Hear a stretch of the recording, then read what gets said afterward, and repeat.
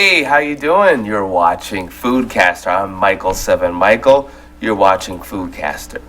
We're talking about food, having a relationship with food, and it's amazing. And we have an amazing person here with us today. Sam eats plants. How you doing? I'm great. Awesome. Yeah. And now, we first want to thank SoundShark for this wonderful microphone. You can always go to SoundShark Audio and check out their projects. So, Yes. we're talking about wellness. We're talking about wellness. I specifically have had on my mind this idea of like fibroids and cysts that women usually face, and the outcomes after having them and after them being found, and what we actually can do. That sounds interesting. Yeah, because there's a lot of things we can do that I think most people don't realize. So first, what's a fibroid? What's a cyst? Right. Both are non-cancerous growths that occur. Cysts can occur anywhere. It can occur in your bone, different joints, whatever. But cysts can definitely happen on your ovaries a lot.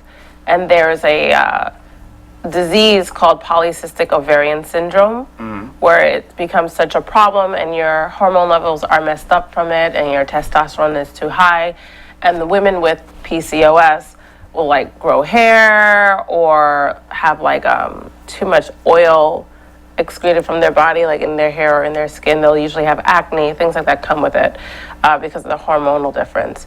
Fibroids can grow a lot of different places too. But when we talk about women's health, it can grow inside the uterus, mostly. It can grow outside the uterus, better. But the only way they get in the way is their size. Unlike cancer, which is malignant, it will wreak havoc. It will make things not work. Fibroids won't do that, but they'll grow and then become a problem because they're big. So if they're inside your uterus, that's a problem with becoming pregnant. That's a problem with like having regular menstrual cycles. If it's outside the uterus, it actually doesn't really affect getting pregnant, but it can start pressing on different organs. Oh, wow. And fibroids, if you don't like do anything about it, they can grow up to pounds big. Wow. To the point where they are distending from your abdomen and you can see it on the outside.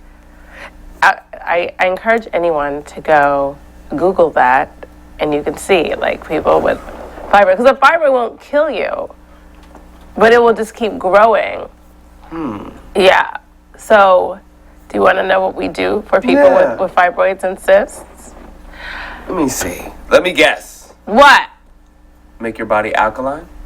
Well, what I want to say is, what does the regular medical community do about fibroids you want and surgery. cysts? Surgery. Cut you up. Okay, so basically it's surgery. Right. So it could be removal of the fibroids, Right. removal of the cysts, Okay. or removal of the entire ovary, or removal of the entire uterus. If you remove your uterus, then you remove a hormonal organ that regulates the hormones in your body. So that means you're on synthetic hormones the rest of your life. Oh. Just like if you remove your thyroids. If you remove your thyroids, you'll be on hormonal medicine the rest of your life. So you really have to think about those things if this particular incident happens to you. Like, someone is suggesting a hysterectomy. Really think, is there anything else I can do first? Right. Before opting to always be on medication. Because the other thing is, with healthcare being kind of hard for some people, sometimes you won't be able to even get the hormonal medicine. Wow. And then what happens? I didn't know people were on medication for the rest of their life. For the rest of your life. Wow. Not if you remove an ovary, but if you remove the uterus, yes. Yes. So what can we do? A few things. I do want to say that about like 464,000 hysterectomies are performed a year in this country. So that's almost 500,000 every year. Wow. So that's almost half a million more people on synthetic hormones for the rest of their life. That's very profitable for those companies. Sure.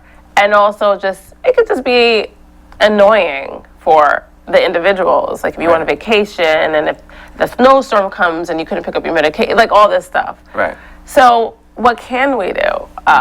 Is a really good question. One, like I said, some surgery is just removing the fibroids, which is always the better deal if you're going to do surgery.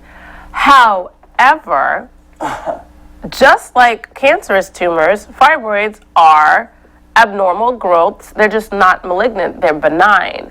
So the same things that you can eat to stop or halt tumor development is the same thing we can eat to help with fibroid issues. So, number one, these things affect our hormones. Polycystic ovarian syndrome, endometriosis. Endometriosis is a very painful issue. 10% of women will be diagnosed with it. It's hard to diagnose because it just kind of sounds like weird menstrual cycle issues, and it's more than that. It's when the outside of your uterus is where the blood growth goes, and you're in incredible pain and bleeding a lot. You're losing a lot of iron because of it. I mean, it's tough. It's tough. And there's no cure. I know someone that cured her endometriosis personally, but there's no cure. So this is it.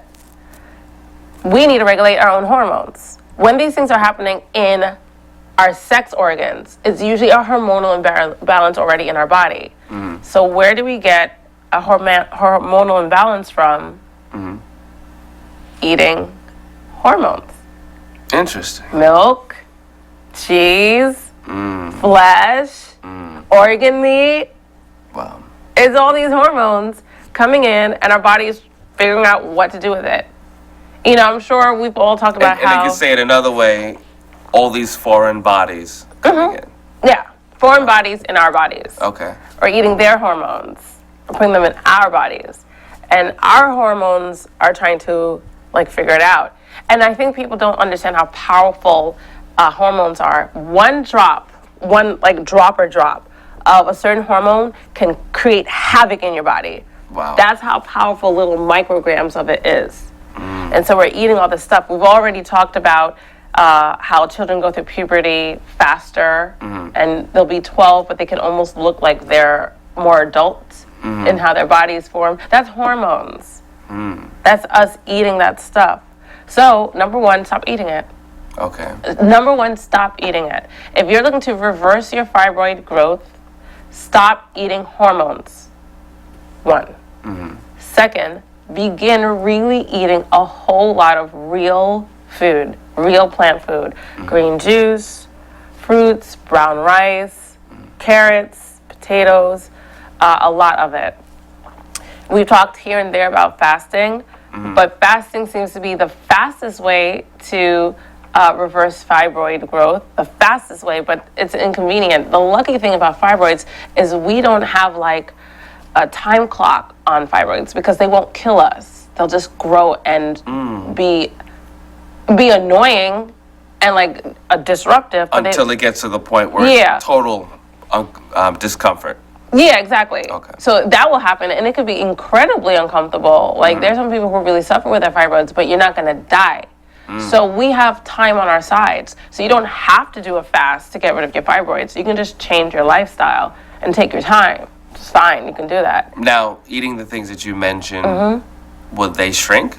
Yes, and they have shrunk. Many people have done this. There are groups that exist, even in New York City, for women who have extreme fibroids to change their lifestyle to reverse their fibroids. So I'll give you some anecdotes. One woman that was my client, because I do nutrition counseling, she had fibroids back in the late 80s, right? She said it was so bad, same thing, the doctor said you need to have a hysterectomy. She'd be bleeding 3 weeks in a row. Her iron was so low from all the bleeding that if she was walking a few blocks, she'd have to sit down from weakness and it was bad. And so for her, the idea of taking out her uterus did not resonate with her, which is what made her look into other things.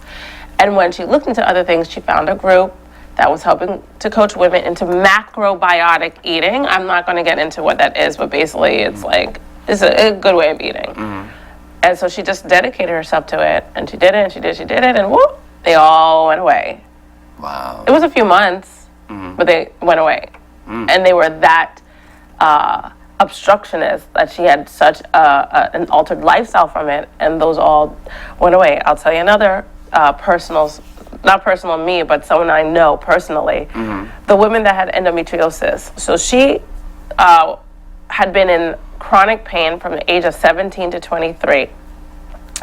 And endometriosis can be very painful and will completely affect fertility and being able to have a child.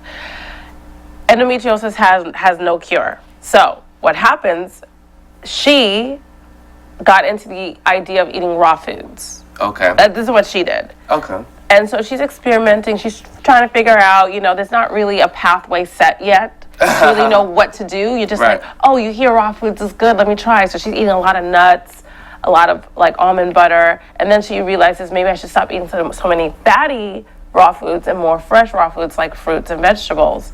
She did that. She went on a water fast, a guided water fast in another country. If she watches it, I don't want to get this day wrong. It was either like 21 days or 26 days. And then after that, she broke it with watermelon and had watermelon only for the next 3 days. So what she told me was she was in chronic pain from age 17 to 23.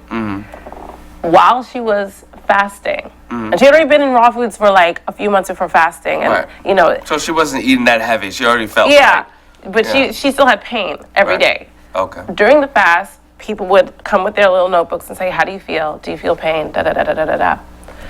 And it didn't hit her until after she broke her fast that when someone came in and asked her, how are you feeling? Do you have a pain? Where it is? That she realized, oh my God, I have no pain. And it was the first day in 6 years. Wow. She never had pain. Anyway, that was years ago. Right. She's like in her late 20s now, doing great. No endometriosis whatsoever. Wow. Whatsoever.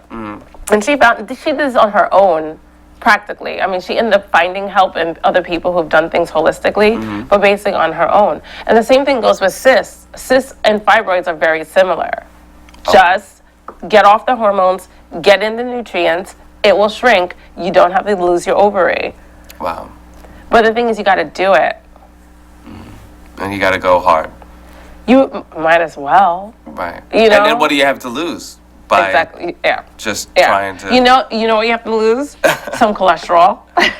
Some high blood pressure. Like, you'll lose that. Right. Those are the side effects. You'll just be healthier overall. And again, just fruits and vegetables. Fruits and vegetables, roots and grains if you want. Some people do different things. Polycystic ovarian syndrome can be a stress for some people. I know a couple people with PCOS. There are individuals online who have reversed their own PCOS that show their results. They just keep showing it so you can like see their results. Right. Using basically the same thing. Get off of animal products, eat more fresh food. Wow. And this is another thing that's like, there's no cure. Right. But then they cure it. So let's be real, people. Let's be advocates for our own self. And I know it's so common. I'm going to tell you another personal story. So I have a friend who had one large fibroid on the outside of her uterus. And she took me with her to see a surgeon, right? And he was like, we got to go in, we got to cut this, Right. But she had me there just as a type of advocate because there's things I know and there's questions I know to ask. But I'm not a doctor. So I have to like be mindful how I'm going to ask the questions. So he was basically saying, there's nothing to do, like you have to cut it off. And I said, how common are fibroids? Now I kind of know the answer, I just want to see what he was going to say. He said 1 in 3 white women, 2 in 3 black women. And I said, And the only way to deal with this is surgery? He goes, yes. So I said, so what happened 100 years ago with all these women and their fibroids before the surgery? Right. And he's like, what are you getting to? I said, well, is there something that she could do that could help shrink it? There's really nothing you could do. There's really nothing you can really do. I said, so 2/3 of women from 200 years ago were getting fibroids, but they're not getting surgery because it didn't exist.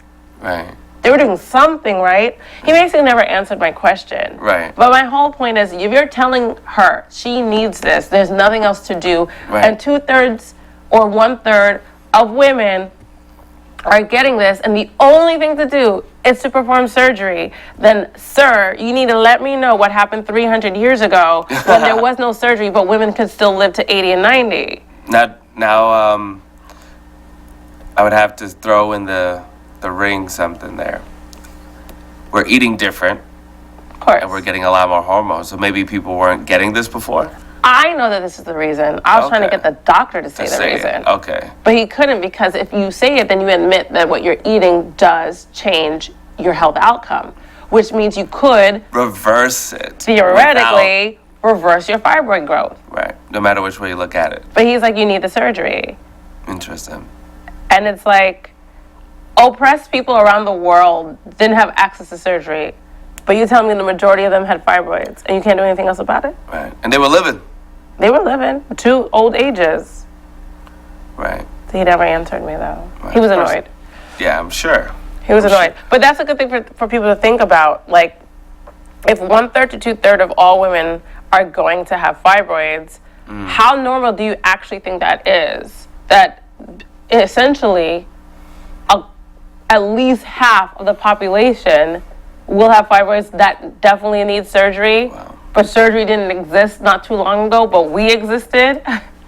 Now, where's the connection between the medical community and the, I don't want to say, the holistic community? Things are beginning to match up. Allopathic doctors, and when I say allopathic, this is our traditional doctors, regular doctors that we have grown up with. Some allopathic doctors are open enough to know that, oh, there's something here. And so they've opened up their web of colleagues to include some of them as well, because they understand the future. Some, and I think this is human ego, is like when you feel like you've accomplished something that very few people do. And to finish medical school is an accomplishment when only like 15% of America even gets a bachelor's. Wow. Yeah, you didn't know it was that low? I know it sounds crazy. Wow. Yeah, it's that low. Wow. It's that low. So it's an achievement, those pieces of paper are. So, like, if you get a bachelor's, a master's, a doctorate, you're in an elite group of people. Wow. And sometimes our own personal accomplishments can color how we start feeling about ourselves and our knowledge and our power. Sometimes. In any aspect. It could be lawyers, it could be chefs, it could include doctors. Right. So sometimes it gets in the way of actually seeing what's on paper and what's published and what can be done. I can see that. And so my involvement in the medical community is like, I have like 2.5 feet, 1.5 foot in. Like, so there's things I know. Right. Still grossly, they're not trying to mesh it. In the big picture, they're really not trying to mesh it. Right. But you didn't go to medical school. Not at all. I did not go to medical school, but I work with a doctor who is a holistic doctor and a regular doctor. He does both. He's a homeopath. And you know what's interesting? So he's a homeopath. Like, he went to really great schools, like Yale, Cornell, all that. Super, super elite. But from the beginning, he was like, oh no, these things kill people. I see something. Wow. I'm going to really start learning this other stuff. So he was doing that in the 70s. Wow. And what happened is now, and I can say this because he'll refer clients to me for nutritional advice. Most of the clients that see him are clients who have been dying for 10 years. And the allopathic community could not help them. Wow. And they're like, I have to find something, and they find him. And he always says to me, I wish they come to me sooner. And the reason they find him is because even at their worst, when they can't do anything else with the regular allopathic community, he still brings some of them back to health because he sees everything. He can write prescriptions, but he also understands essential oils. He does acupuncture. He has his web of other people that do certain things that can help them. And so he wouldn't have a business if he wasn't actually effective, but he is. And I'm saying it as someone who gets those people, like the stage 4 cancers, the multiple sclerosis where you can't move anything, the like, the mystery illnesses that no one could diagnose for the last 15 years. Wow. Right? Those type of people, they go to him and start seeing better results. Wow. So... And again, so this, it sounds a little dark, but it's actually, it should be exciting for anyone watching this because something can be done. Yeah, it should be exciting because mostly what I want people to understand, and this is my mission, is it's in your hands. Right.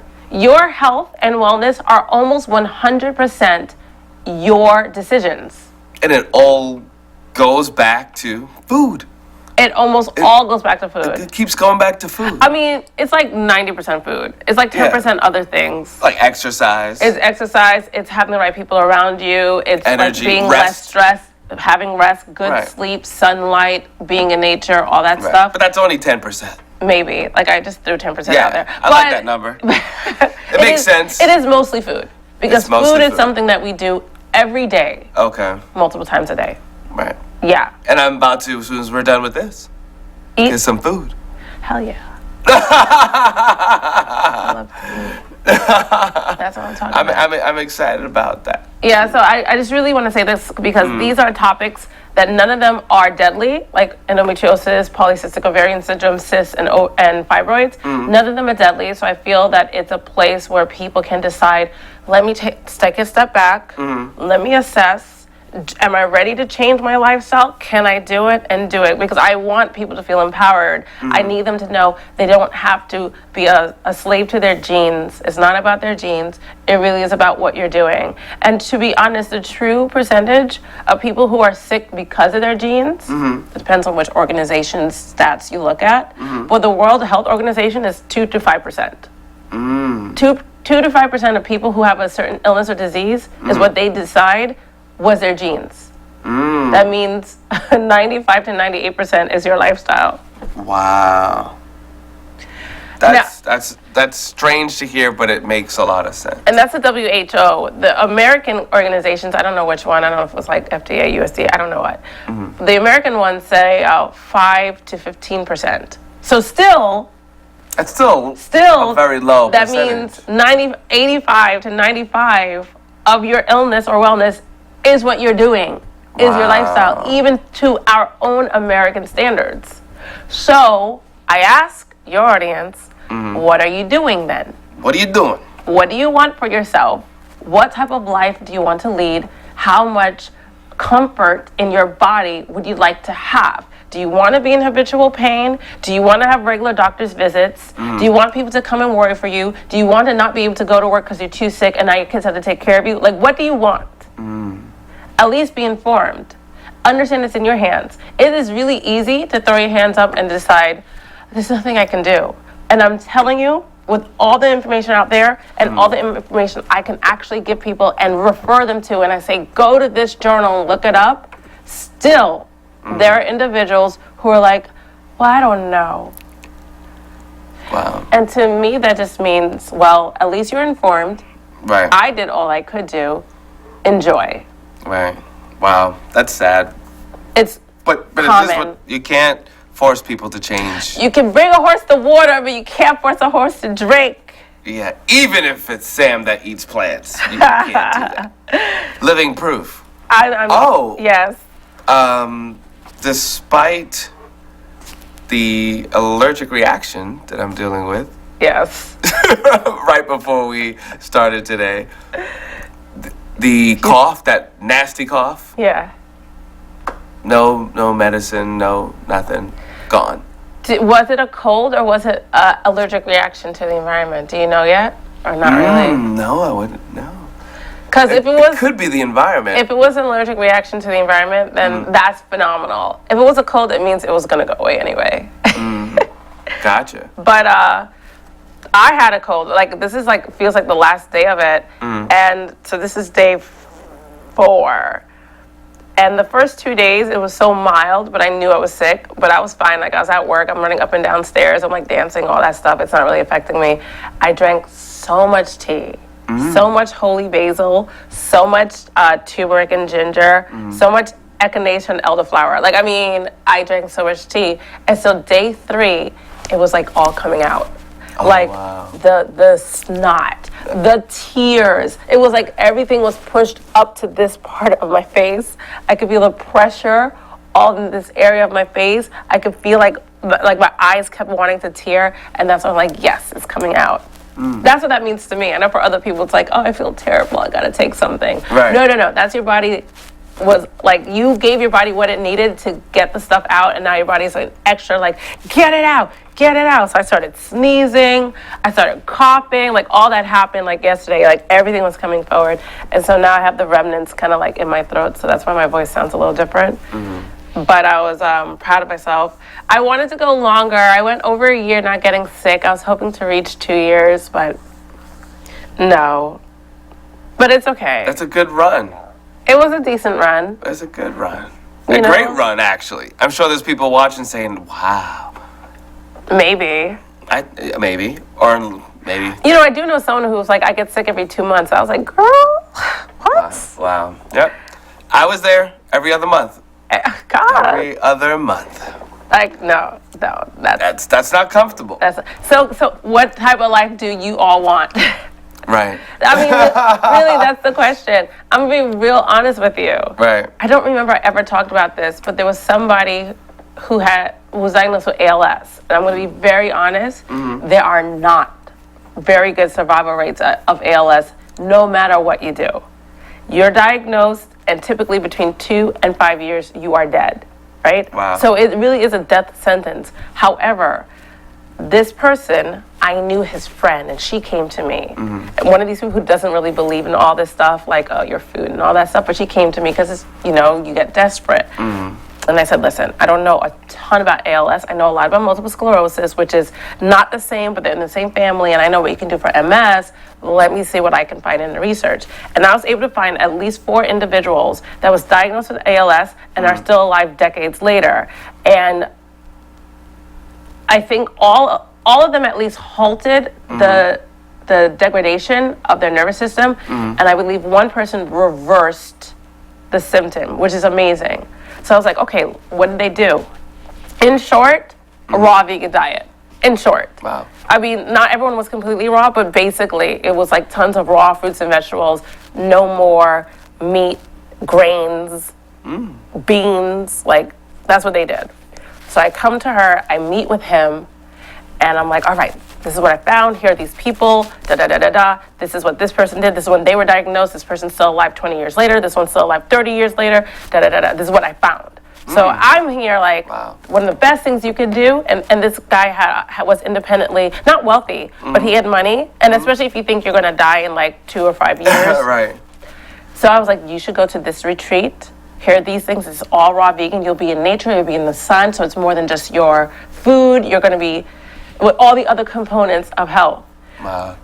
And this is what he said.